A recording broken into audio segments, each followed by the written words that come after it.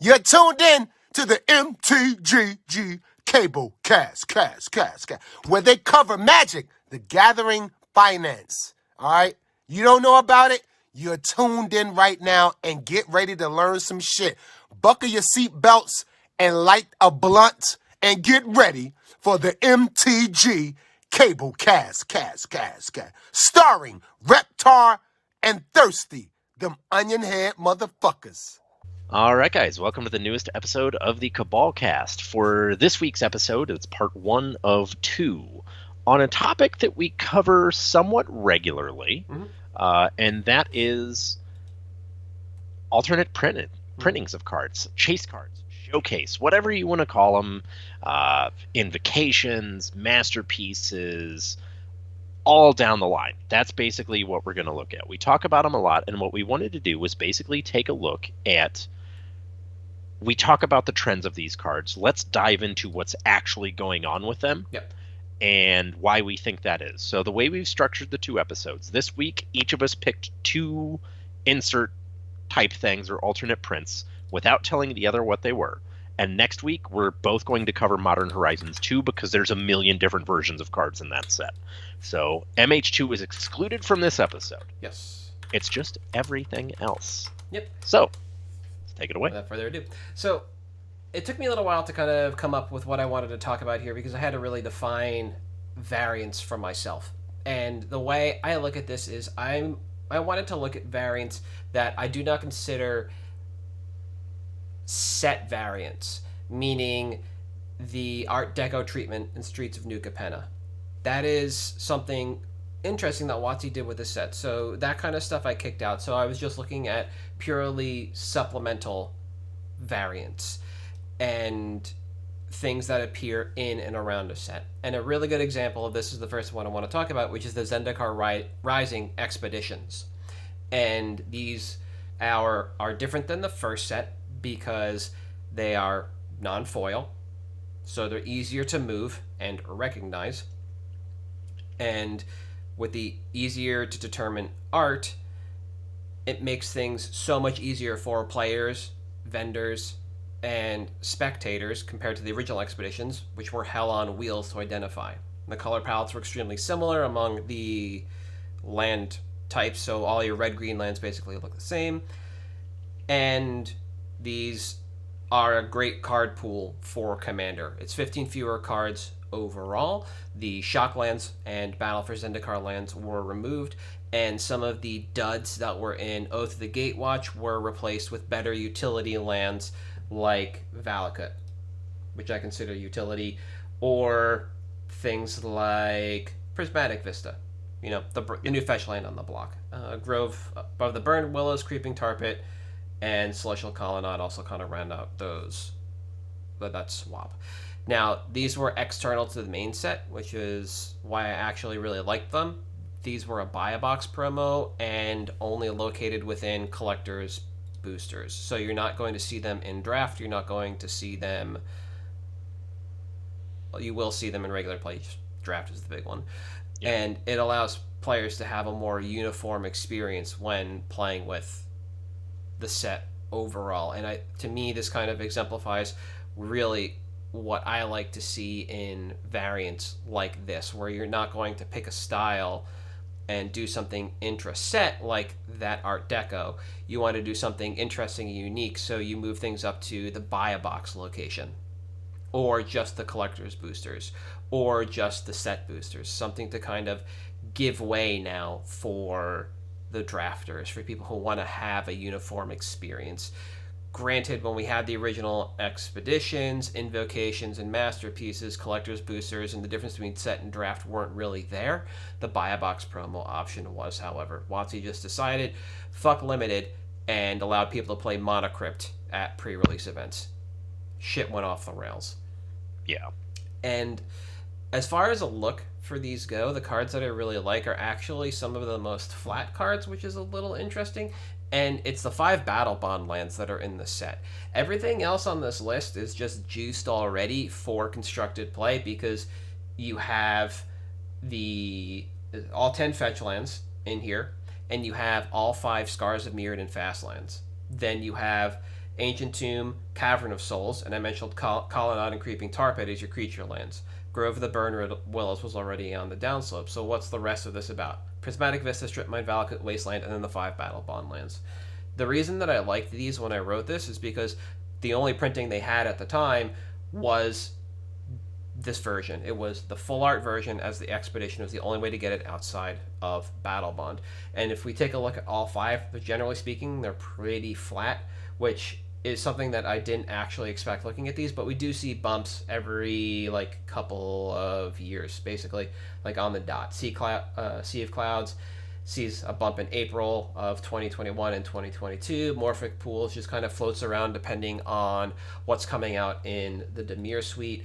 Luxury Suite, your black-red land, again, same thing. We've been getting some pretty decent Rakdos cards, so that one's been on the rise pretty steadily. Bountiful Promenade, green-white, again, is super tied to what's going on intra-set. We can see, coming out of Neo, a little bit of a bounce here, right before Streets of Capenna.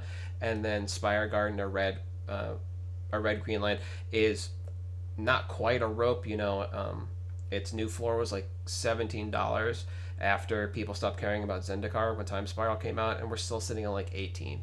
That's your frozen rope. That's just going to come in straight through. These are all in the Baldur's Gate Commander decks, I believe. They were just spoiled, so that's to my point about earlier, why I liked them when I made this list. I still like them overall because it's the Commander decks, and sure, people might buy into them, but on the heels of these Commander decks, we also are getting the Warhammer 40k decks, and so there might also be waning interest that allows us to kind of move in on these as a cheaper option overall.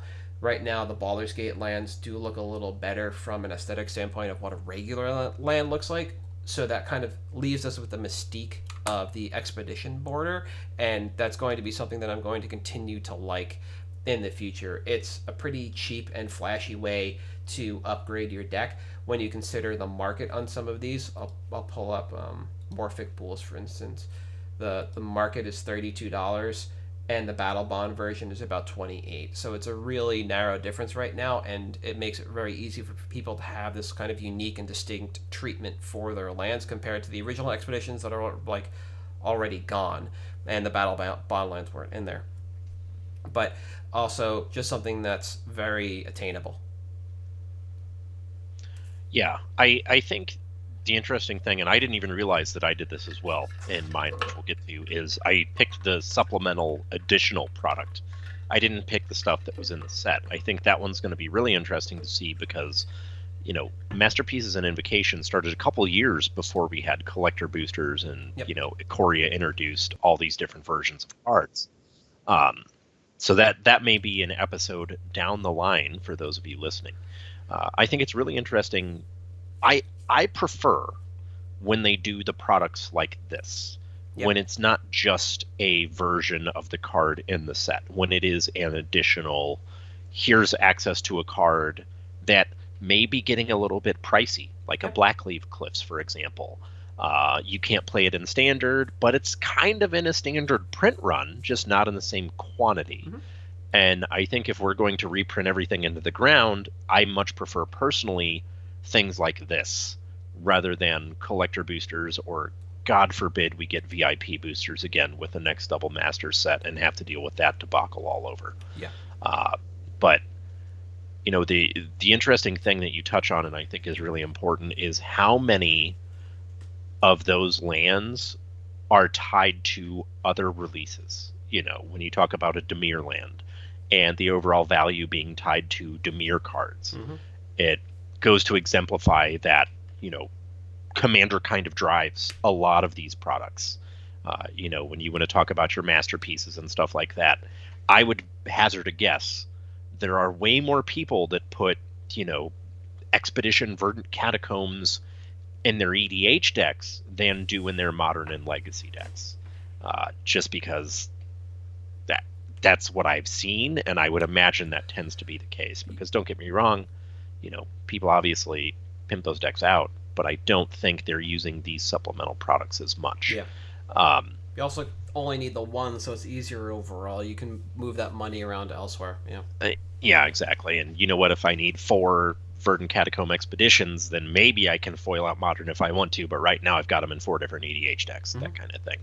The thing that I'm really interested in seeing, and this will be, more of a long-term outlook, is with the fetch lands from Zendikar Rising, with those expeditions, how those compare not just to the original expedition fetch lands, but the set versions as we go on. What happens to the Onslaught Polluted Delta compared to the Zendikar Rising expedition? Yeah. Is there a point where that price eclipses the Onslaught? Just because, who knows? I would venture a guess that those print runs are probably comparable. That we probably have a similar amount of expedition polluted deltas as we did Onslaught, just because of how print runs have exploded since then. So that's something that I think is going to be absolutely fascinating to watch. Like every 2.5 cases, you should open one of everything, right? Yeah, I think that was about the math. So yeah, somewhere in there. Or no, there's 30, sorry. So every 5 cases. Yeah. You'd hit one of each, which is still a lot. The other thing that I like about moving this up to the buy a box promo slot is that means LGSs that crack for pre-orders or for case stock end up with these, because you don't have to crack CBBs or hope for the inserts. And also, as a vendor, it means I don't have to put these on my buy list immediately. They're going to be in the boxes that I crack as well. So it makes it very easy for the entirety of the ecosystem to have access to these. And I think that's also really important and kind of pushes down, especially if you look at the jacked up price like that these came in. When you see, okay, pre-order price for Sea of Clouds $40, release $14. Like, that's just from the mass openings across all vendors, all stores, all players, and I think that is something that often gets overlooked with product like this, is you're not rolling the dice on those inserts, which goes back to the pack cracking math we did a number of episodes ago. Like 1 in 30 will have a Sea of Clouds. That's your math. It's very easy to do that, and it makes it a lot more palatable as a vendor to then say, okay, we don't have to focus on Sea of Clouds based on what our numbers say for Battle Bond stuff. We can actually focus on other cards from this set that we're going to need. Infinite exactly. of, Omnath and Felidar Retreat. Like, Balagan Recovery, stuff like that. You can refocus, and I think that's also super important. Yeah, I especially with these kinds of things, there's minor lessons that actually have a huge impact to be learned based on how these chase cards are inserted. Because it really is like, as a player, you're going to chase that because that's where the money is. As a vendor, you just can't do that when you're cracking. Just focus on the other stuff.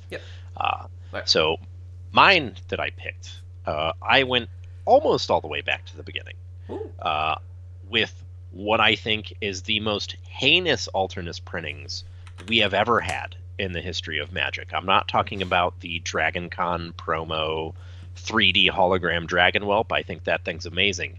I'm talking about the Yu-Gi-Oh! Proxies that came out in Amonkhet. Okay. Which one?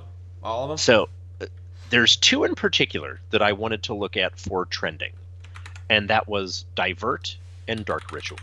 Dark Ritual becomes relevant later. Why these 2 cards? Because one of them is purely collectability, as I've touched on numerous times, and that's Divert. And the other actually has not just EDH implications, but Legacy, Vintage, bunch of implications in other formats, pre-modern, middle school, whatever you play. So the interesting thing about both of these cards is actually when the first big spike happens, it's around the same time. It's around January of 21. A little bit after, like late January, early February, if you look on the stocks graph. Now, the interesting thing here is one of these, again, is eminently playable, and the other is not. So if you look at the Divert graph, you see it spike, and then it craters down to like $25. Spikes again. And then we're gradually riding this rope of about $30, $35. So obviously 2021, as we all know, did a lot of things to the Magic economy. There's a number of reasons for that. We could get into those for hours, really, so let's try to save a little bit of time. Now, Dark Ritual, on the other hand, you see a steady incline. It starts out high, dips, and then steadily goes up. And then, of course, March, February 21, it spikes. And now we're actually riding a downtrend on this card. Now, interestingly, going over to TCG Player, we have 22 diverts listed currently. Low is $25. We have 32 Dark Rituals. Low is 77. That's unique listings, not total listings, mind you. Mhm. Now, what's interesting about that to me is that this says one of two things. Either one, the people who were collecting these sets probably bought in and built their collections in January of 21, because obviously organized play was not the reason for this. It was stimmy checks, probably. And two, we're not seeing as many diverts reintegrated into the ecosystem as we are Dark Rituals. So that says to me, trend-wise, we've kind of hit a floor on these cards, because to me, that's more indicative of the collectors getting these cards that they are not going to let back into the wild until they're going to reposition it into another asset. Yep. So if I had these, especially on cards like Dark Ritual, which we're in the middle of a downturn on, it's very interesting to me that the card with actual liquidity and playability is on a downturn, and the other card is flatlining. Steady. We've reached a plateau, not flatlining, sorry. That's a really interesting comparison to me. And, when both of us, when we talk about these, we're like, oh, the collectors. Well, here's the evidence where the collectors came out and actually impacted the price of these cards. Now, do we expect another surge of collectors to buy into this? Maybe. Eventually. Because someone that may have started back then may try to, go back in time and collect all the cards that were super cool when they started and try to build them all. But I think that on these, we've kind of reached, based on all indications, worst case scenario, a new floor. But in all likelihood, for the next midterm, 6 months to a year, probably the plateau that these prices are going to be at.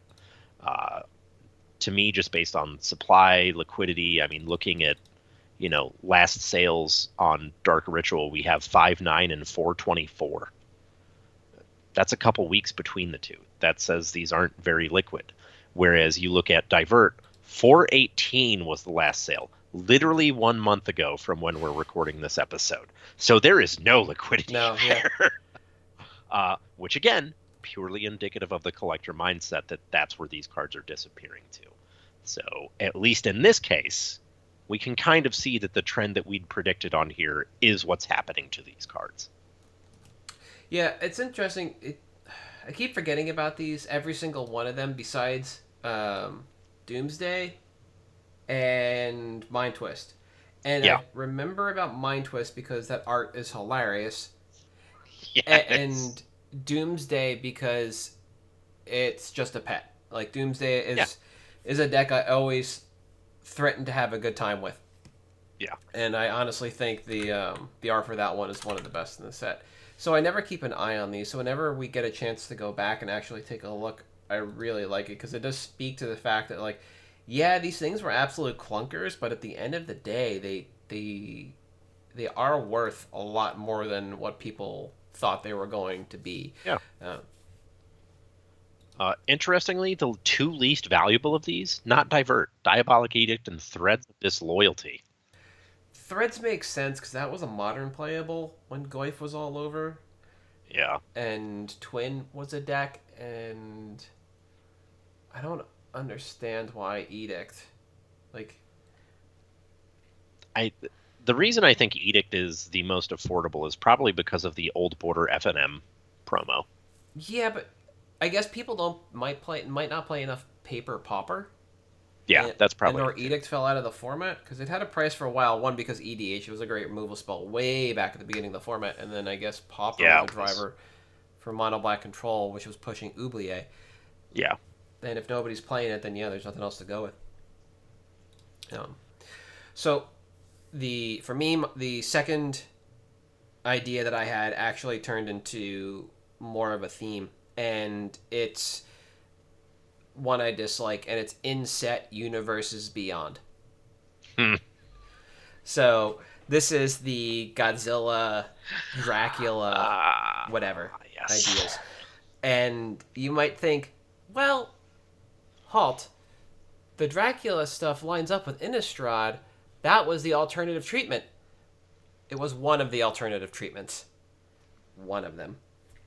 All right, so that's why I bundled these, because not only did Crimson Vow have showcases and then eventually the double feature treatment, it also had this Dracula stuff contained within. Now, these are all polarizing cards and character choices that create a narrow market. And some of the base cards are just bad. They're just terrible. Yeah. They were just choices based on theming, right? Yeah. And shrinking that market means no matter who you are, just a player who opens the pack, a backpacker, an LGS, a vendor, it makes it really difficult to move a lot of this stuff. Because not everybody knows who all these characters are. So now we have liquid assets that can also be very swingy in terms of in-universe, quote-unquote, popularity. The Godzilla Universe Beyond seems to be more of a gotta catch them all or gotta catch most of them kind of set. The majority of the characters are noteworthy for those that have watched the Toho filmography as well as the US remakes. So this casts a wider net of interest across the majority of the cards. And the nice part is that these were in the buy a box promo slot.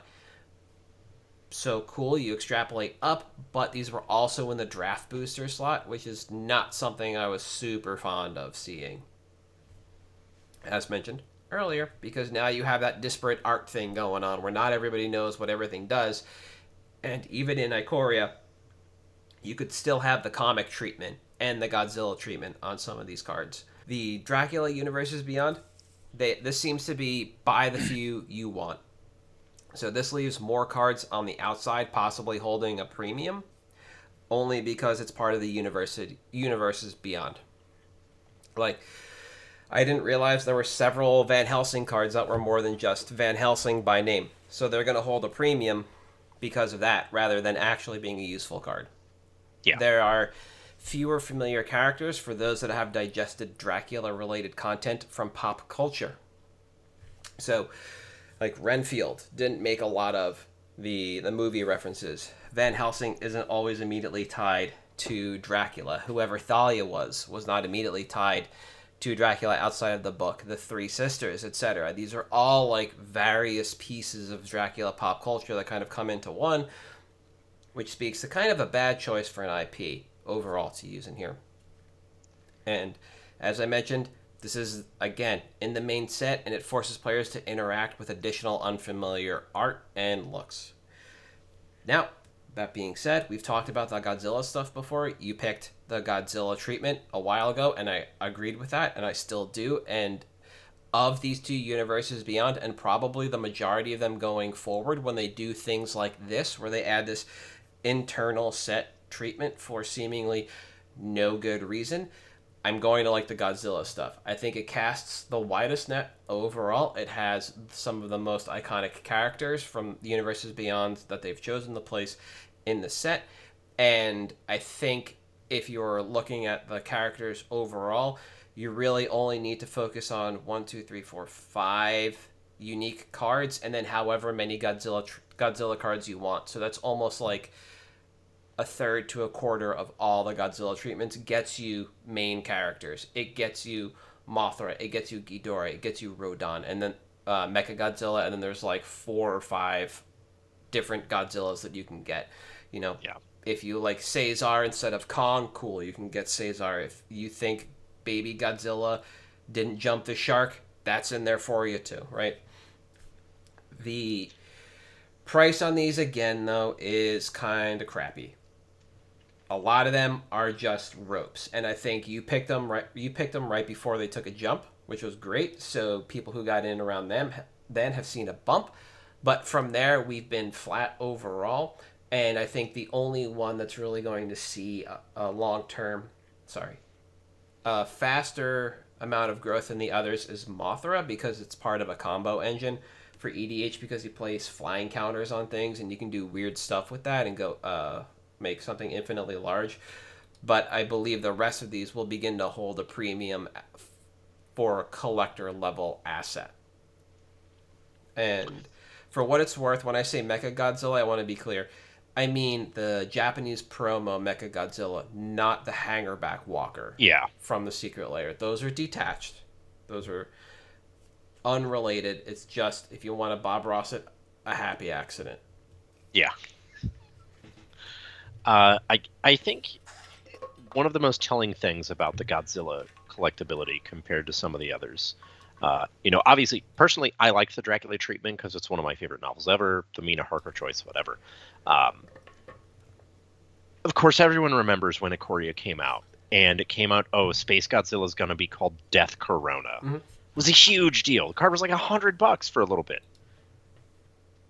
And now it's just $4 for the foil version because nobody cares. Nobody cares.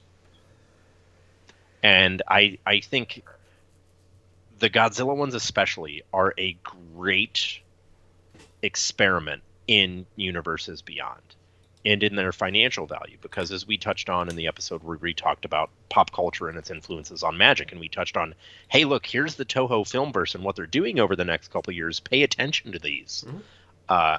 This is very unique because it is a property that is not as relevant in the cultural zeitgeist as like Lord of the Rings or Warhammer is to general nerd culture. Yep.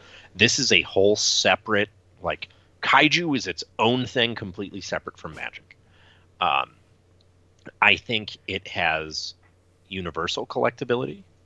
I think it's something that is also mostly timeless because, at least for me, when I was growing up and I was like watching Power Rangers as a child, I loved this stuff. Yeah.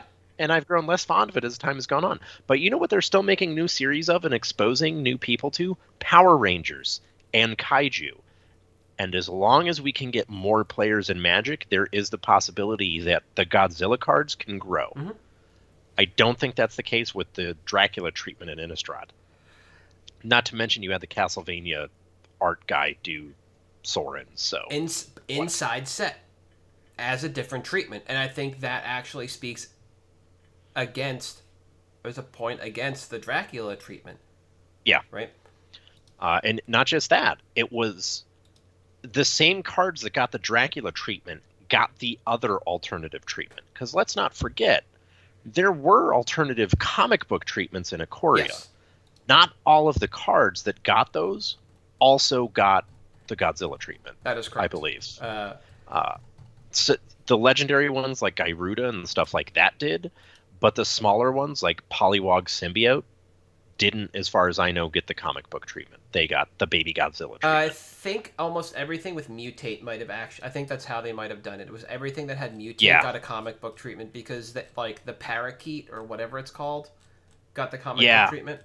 Yeah, it was Mutate and Companion. Yeah. The set mechanics got both.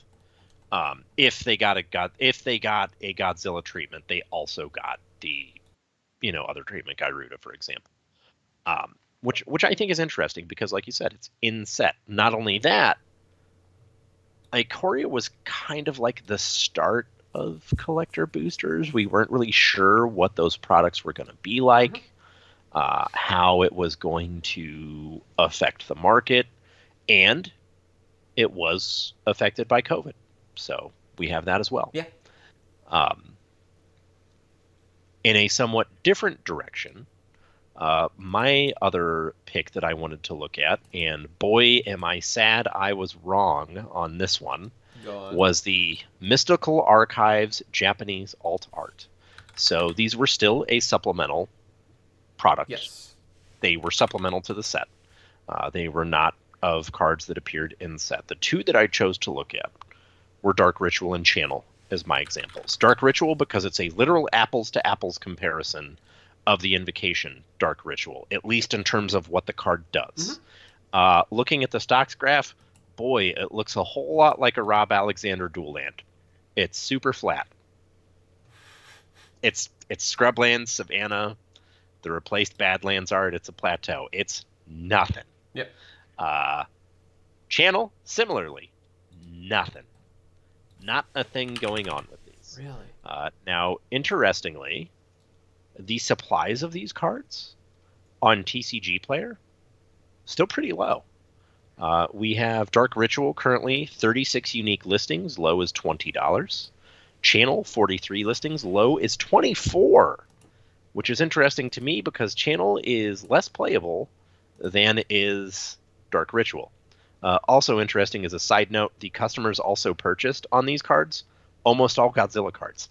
So maybe Hell there's yeah. a crossover between those markets. Liquidity wise, Dark Ritual, we have one sold yesterday, the day before, the day before that. Channel yesterday, and then 5 days prior. Ugh. Now,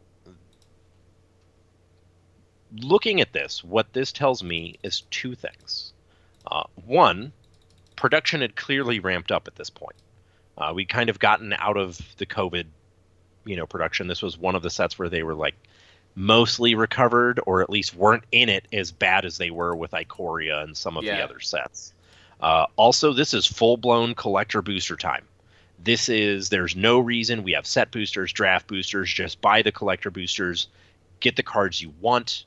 That's where all the value is. And that's what we get with this, is we have all of the value in collector boosters. And what that does is, as you can tell, with the foils of these cards, it kind of flattens out the value. There's not a whole lot going on. We've got, since a year ago now, a literal year, these cards have been flat. Which, of course, is proof that there are no bad specs, just longer-term timelines.